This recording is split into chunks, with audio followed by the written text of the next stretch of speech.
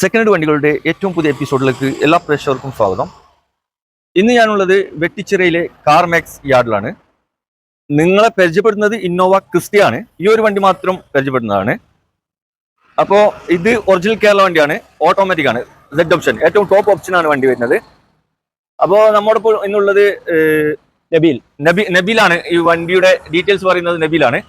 നബീൽ, എന്തൊക്കെയുണ്ട് വിശേഷം? നല്ല വിശേഷം. അല്ല, പിന്നെ എങ്ങനെയുണ്ട് വണ്ടി? എങ്ങനെയുണ്ട്? ഇത് വണ്ടി നല്ല ഹൈ ക്വാളിറ്റി വണ്ടിയാണ്. ഹൈ ക്വാളിറ്റി തന്നെയാണ്. ഹൈ ക്വാളിറ്റി സർവീസ് ഹിസ്റ്ററി ഒക്കെ ഉള്ള നല്ല ക്വാളിറ്റി വണ്ടിയാണ്. നമുക്ക് വിശ്വസിക്കട്ടോ. ഇവിടെ വളാഞ്ചേരി ഒരു യാർഡ് ഉണ്ട്, അത് ഇവർ തന്നെയാണ്. അവിടെയൊക്കെ നല്ല എന്താ വെച്ചാൽ നമുക്ക് വിശ്വസിച്ച് എടുക്കാൻ പറ്റിയ ഒരു യാർഡ് തന്നെയാണ്. അവിടുന്ന് ഞാൻ കഴിഞ്ഞ ആഴ്ച വീഡിയോ ചെയ്തിട്ട് 2 വണ്ടി പോയിക്കണ്. അപ്പോൾ അവര് അങ്ങനെ റീപ്ലേസ് ഉണ്ടെങ്കിലും എന്തെങ്കിലും അപാകതകൾ ഉണ്ടെങ്കിലും അവർ തുറന്ന് പറയും. വിശ്വസിച്ച് എടുക്കാൻ പറ്റിയ ഒരു ഷോറൂം തന്നെയാണ്.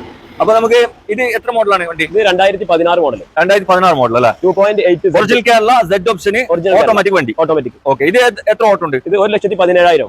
1,17,000 കമ്പനി സർവീസ് ഹിസ്റ്ററി ഒക്കെ ഉണ്ട് അല്ലേ? ഹിസ്റ്ററി ഉണ്ട്. പിന്നെ വേറെ അപാകതകളൊന്നും ഇല്ലല്ലോ? പക്കല്ലേ? പിന്നെ ടയറുകൾ നോക്കുകയാണെങ്കിൽ ഒരു 90% ടയർ പുത്തനാണ് ടയറുകളൊക്കെ.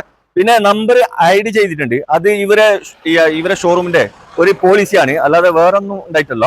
വിളിക്കുകയാണെങ്കിൽ ഇതിന്റെ നമ്പർ പറഞ്ഞു തരും. ഇത് രജിസ്ട്രേഷൻ വരുന്നത് KL60 ആണ്, കാഞ്ഞങ്ങാട് രജിസ്ട്രേഷൻ ആണ് വണ്ടി വരുന്നത്. നമ്പർ ഫാൻസി നമ്പർ തന്നെയാണ്. നമ്പർ ഫാൻസി നമ്പർ തന്നെയാണ്. അത് നമ്പർ കൊടുക്കുന്നുണ്ട് വീടിന്റെ, അതിൽ വിളിക്കുന്നവർക്ക് നമ്മൾ അതിന്റെ നമ്പറും കാര്യങ്ങളും ഡീറ്റെയിൽ ഒക്കെ എടുക്കാനുള്ള ഓപ്ഷൻ കൊടുക്കും. ഓക്കെ. പിന്നെ നമുക്ക് ഇന്റീരിയർ നോക്കല്ലേ? ഇന്റീരിയർ എങ്ങനെ? അടിപൊളിയല്ലേ? ഇന്റീരിയർ അടിപൊളിയാണ്. ഓക്കെ, നല്ല അടിപൊളി സീറ്റ് കവർ ആണ്.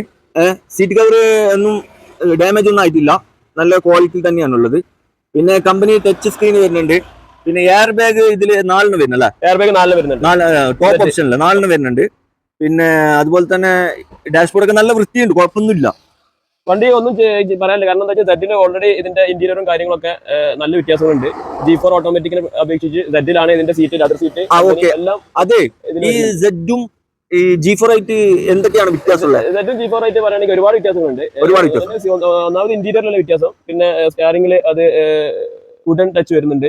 അങ്ങനെ നിങ്ങൾ ഈ വണ്ടി കണ്ടിട്ട് ആരെങ്കിലും വിളിക്കുകയാണെങ്കിൽ ഒന്ന് കറക്റ്റ് ഇതിന്റെ ഒന്ന് വണ്ടിനെ പറ്റിയുള്ള കാര്യങ്ങളൊക്കെ കറക്റ്റ് ഒന്ന് പറഞ്ഞു കൊടുത്താളി.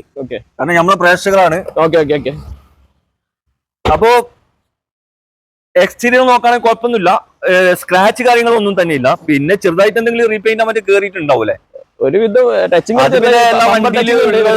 പമ്പർ ടച്ചിങ് വല്ലാത്ത വണ്ടി കിട്ടാൻ പ്രയാസീകരം.